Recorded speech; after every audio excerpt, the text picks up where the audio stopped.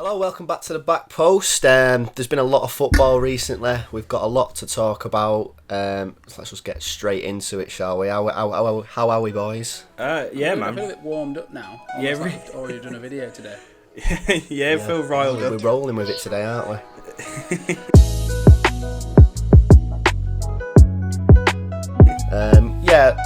Like I said, we'll get straight into it. We'll talk about the mighty Manchester United and how their form is at the moment.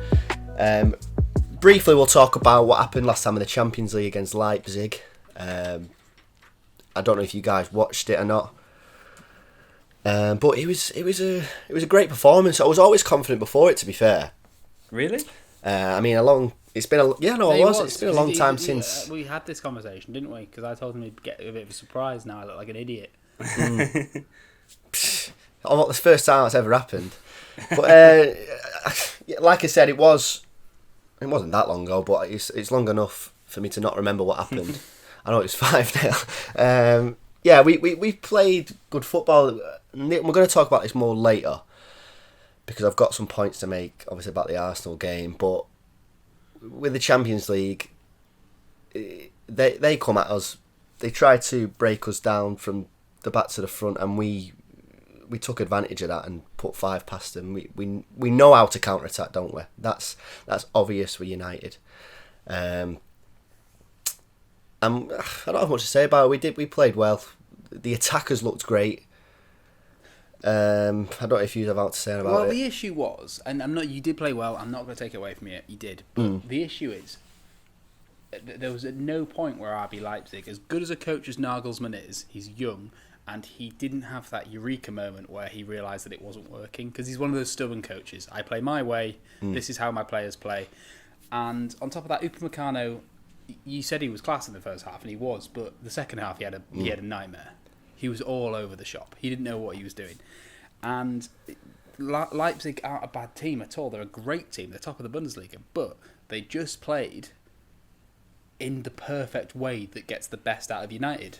And Arsenal, Arteta, must have watched that game and said, we can't... Because Arsenal are a good team on the counter. You've got Pepe, you've got Aubameyang, you've got Willian, you've got Lacazette. They're all good, fast players. And you've got players like Ceballos that could unlock that attack. But he must have looked at that game and gone, right, we can't be playing like that then. Yeah. And that's what a good, as much as I don't want to give Arsenal credit, that's what a good manager should do. And they did. But I wanted to move on swiftly from that because it sort of went downhill from there, didn't it? We'll talk about the Arsenal game. I did a quick review of it after the game, and like you said, Josh, from the start they intended to sit back. They weren't going to attack us too much because on the counter attack we're lethal, and they just didn't allow us to do it. The first half was very forgettable, I think. I think the second half it was too, as well, wasn't it? It wasn't the best game. It wasn't the best game, but as Josh kind of alluded to, that Arsenal had the plan and they executed it, and that's what a good manager will ultimately do. But then again, they didn't. I don't want to give Arsenal too much credit. They didn't execute it perfectly. Like it's 0-0 without a Pogba. They didn't. It's without one Pogba mistake. It's 0-0. Like, no, absolutely I know that's not. Any football match, but you know what it is. But saying that, sorry, Adam, go on. Sorry, I interrupted you. Well, I was just going to say with the United thing now, it's so clear that that's the game plan that needs to be against United, and that's puts you in a very weird and sticky situation. You need to change that because now this is just the formula. We've seen you at your best and at your worst, and you absolutely know how to tackle a United game now. So managers are going to do it. They're going to give you the ball. And I don't think Ollie has the technical acumen to then overcome that. That's the question, isn't it? Well, that's the question all week, because obviously Poch was on. I don't know if was it last night he was on, or was it Sunday night? And he's been fueling the rumours about coming to United. Apparently, and at the moment I'm not going to engage with it. Going back to the Arsenal game, they could have been 2-0 up at half time. Willian at the bar. Aubameyang was just late to it at the back post, which could have easily gone, and that was a tap-in. Second half, we was better. Well, there's only one way up when you're playing absolutely god awful. You should have seen you against Tottenham a few weeks ago. My problem with the second half was we had a lot more of the ball, but we didn't know how to use the ball. Well, I'll tell you who looked threatening. They sat back. I'll tell you who got a shot away, like, straight away, and it wasn't the best shot ever, but he just made something happen, and that's Van der Beek. Like, again, we're gonna the back post supports Van der Beek. I think all of us. This for Van der Beek. I don't know if you know this stat. He had the most touches in Arsenal's box all game. He was on the pitch for 15 minutes. Yeah, that sounds about right. He had 3 touches. He's a quality player, and it's chalk and cheese that when Pogba's the one giving the penalty and Van der Beek's the one making things happen, it shouldn't be that way around, but it is. How many times did Pogba give the ball away? How many mistakes does he have to make? And how many times does Van der Beek have to play amazing for him to? Is he done in your? Is Pogba out in your mind, Adam? Yeah, I think so. I hate saying it because he's still a United player and I love him to bits, but he just isn't cutting it. His average rating per game for United is 6. Yeah, it's a 6 out of 10. And but he's the promise that he has. It's like he's supposed to be this next level player who's supposed to do absolute bits, and also like it's been like this for a while. Like it's not like this is a bad game. This is what it's been like. So maybe it's time for Pogba. And also, he should have been taken off. I don't get how he played the whole game. He took Bruno and Greenwood off, who weren't having the best of games. Don't get me wrong. Greenwood was looking kind of bright. He made some runs. Obviously, bright. Bright amongst. But that's the thing. We took our only attacking aspects off because Rashford wasn't too great either. Right, I'm sorry to cut this short, but we've been talking about United for a long time now. Talk about the Istanbul game. I just want to get one more point across before. Are you worried, Adam? Actually, because as you know, yesterday Fulham managed to get their first 3 points of the season, first win of the season, and that actually only moves them to 3 points behind you guys. So, are you concerned about that at all? Do you think that they're as their direct rivals, they could? I'd have been more concerned if West Brom had won because they'd have been on the same points as I think, wouldn't they? Oh fucking hell, that would have been. For the record, I do know that United have a game in hand, but that does not fit the agenda. Is what I want to say. And you need to use your agendas. You need to use your agendas. So you play Istanbul next, Adam. It's. I think I know what you're gonna say with this, but say it anyway.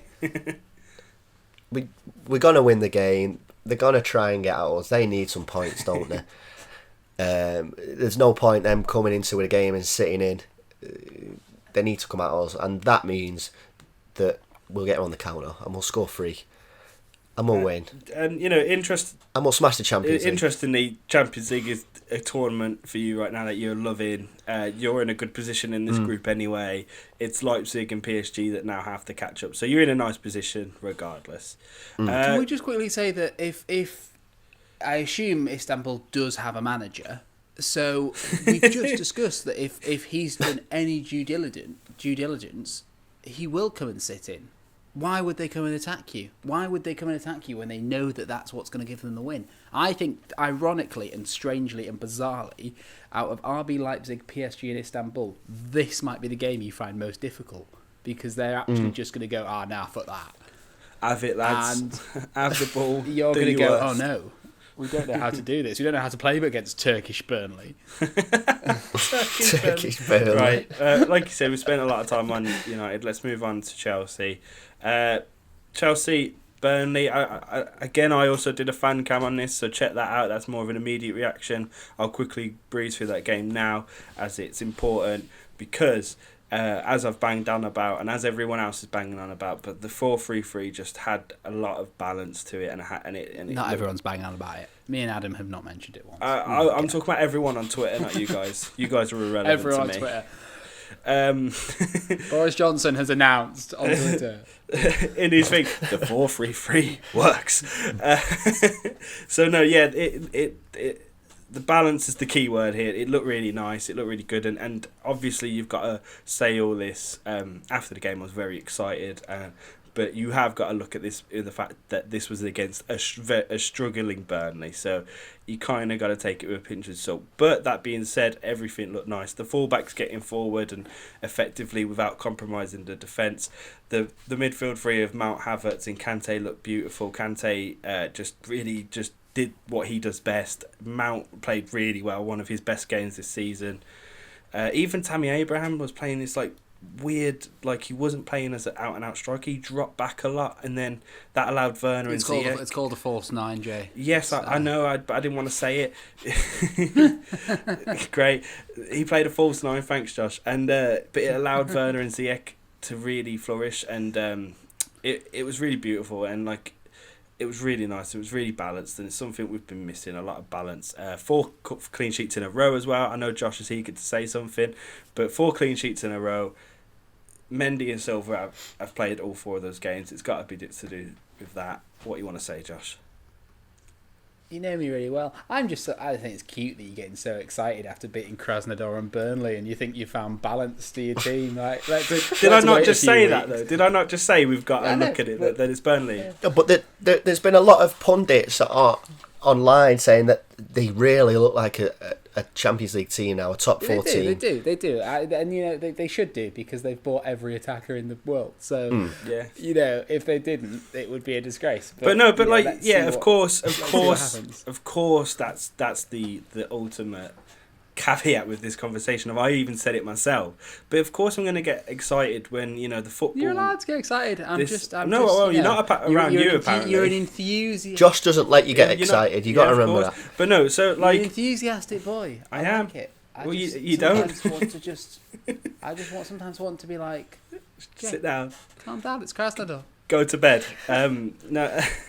No, yeah, and absolutely, I do agree with you. But it's the start of the season that's making me feel like this. The start of the season where we were conceding silly goals. Players didn't look 100% there yet, and then now you see games like this, and it looks like it's just ready and starting to click. And ultimately, you can only play what's in front of you. That beautiful cliche.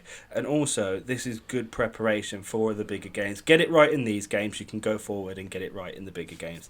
I am being a dick, because obviously United boss the bigger games and then come up unstuck against teams like Burnley. So it is. If you want to win this, if you want to win the title, you have to beat Chelsea. You have to beat Burnley. You have to beat us. Yeah. That's how. Chelsea have to find a way to beat themselves if they want to. We did that at the start of the season, mate, absolutely. So if we move on to the Champions League game, we got Rennes, and in their league they're actually doing quite well. They're third. Just 2 points, just 3 points off of PSG. Sorry, they're having a good time, but in the Champions League, not so much. They drew to Krasnodar, which is probably going to hurt them a lot in the long run, because I hate saying this, but Krasnodar are the worst team in the group. You should be getting points off them if you want any chance of getting out. They also lost to Sevilla. So going into this game, I'm not too concerned. I'm excited, because I'm excited to see if the 4-3-3 continues. I'm excited to see if the form continues, and yes, I'm really excited for it. I can't wait. It'll be a good game to keep up this momentum and keep up this confidence as well. Then take it back to the Premier League. Cool. I've got nothing to add to that. Tottenham played whistle stop tour, had a shocker against Antwerp, and no one's denying that. Mourinho basically. I forgot that happened. Can I just say something though? To anyone watching this that's a fan of the back post, start getting on Josh, because he hasn't made a fan cam when they've lost. So get on to him. You didn't do a fan cam for Antwerp. I don't know. We're not in the last 2 losses, that's for sure. To be fair, we've only lost against Antwerp and Everton, so I don't. That's a bit harsh. But the Antwerp we one haven't needed actually one. Lost. It needed one. But go on, sorry. That's because I've got Kane at the back post, and I go more in depth later on, Jay. Anyway, doesn't matter. Mourinho basically went, "Oh my God, these players are never playing again." That's a game that I guess happens to everyone. I'd rather it happen at that point. I've already said this. We bounced back against Brighton with a really good game, I thought. On paper, it looks close, but Kane and Lamela rattled the woodwork. a lot of people are saying that wasn't a penalty. I mean, I think it was, personally. Yeah, I think it was too. Lallana does just, just leap on Kane. There's no ball attempt there. And, I'm not saying that he's back officially, but it's good signs that, I wouldn't have been too enthusiastic if Gareth Bale had scored when we were 3-0 up, but for Gareth Bale to come on and grab the winner, and that is why we signed him, because that is the kind of player he is. Like, we've seen him get winners in massive tournaments. That's the player he is. So it's a really good sign that he's come on and done that. And also, what a perfect result to have Tariq Lamptey score and boost I think pretty much give me the win in the Fantasy League, and then also go, all right, there's my goal. Enjoy, Tottenham, have the win. And I'm like, yes, Tariq, let's go. I think you've already said this as well, but the assist was from Reguilon, and he's such a signing. I know we've already said this, but I think I'm not jealous because Real Madrid. I don't want Real Madrid to buy him back. He needs to stop being so fucking good. There's quite a fun Twitter trend now where wherever he does well, Tottenham fans just tweet out how shit he is and tag Madrid in it. That's like, oh god, Reguilon's awful at Madrid. Just leave him here, man. I wish we had Mendy or Marcelo. Damn. But no. No, it was good, and we were second for a while. Leicester's win last night took us to third, pushed us back down to third, but we're a point behind Liverpool and Leicester, and you can't actually ask for more than that, I don't think, especially with the injuries Liverpool have. Like, I don't think my heart could take a title race against Leicester again. That would be just such an upsetting time. Oh mate, if Chelsea aren't in the race at this point, I'd absolutely be there for that. And we move to Ludogorets next, and we should not repeat the same mistakes we made. I think a lot of players that were given an opportunity, i.e. Dele Alli, will not be given the same opportunity, and we know that what will happen if we're not 100%. So I think it's a good lesson to be learned, and I don't think we'll lose them the group game. That's interesting though. Is Ali done? Is he gone? I think Ali's done. He looked at especially with what Mourinho was saying after getting the game. Hooked at half time's one thing. We saw it with Dyer when Dyer got hooked after 30 minutes because the game plan was wrong. But Mourinho came out and said, look, it's on me, it's a tactical thing. Didn't say that. He went, you asked me why I don't play some players, this is why. Maybe now you'll stop asking. And you're like, yeah, he's done. And you know what? Gone in January. Like I've always said, Adam, the best case scenario for United now is for Poch to go to United and bring his boy home, and you will have a good time. But you say, but why isn't he performing at Tottenham? What is it? He's just dropped off. How many young talents are amazing and then don't quite hit those heights?